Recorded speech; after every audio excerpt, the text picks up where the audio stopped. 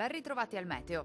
Pressione in aumento, tempo dunque stabile ma piuttosto nebbioso. Vediamo il dettaglio di martedì 18 dicembre. Sul Veneto sarà una giornata all'insegna di un tempo asciutto ovunque e anche per lo più soleggiato, con cielo al massimo poco nuvoloso. Tuttavia saranno possibili, specie al mattino, nubi basse, foschie e nebbie sulle pianure del Veronese e del Rodigino.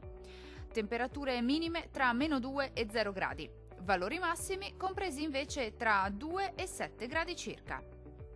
Vediamo ora che tempo farà sul Friuli Venezia Giulia.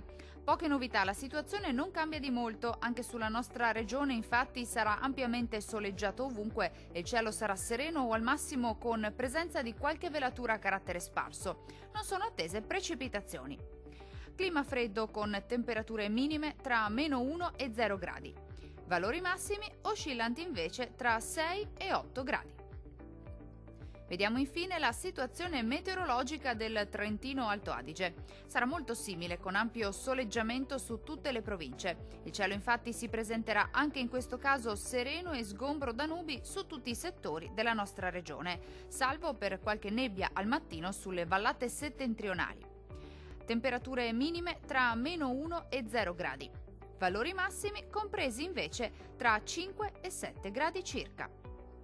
Dal meteo per ora è tutto. Arrivederci al prossimo aggiornamento.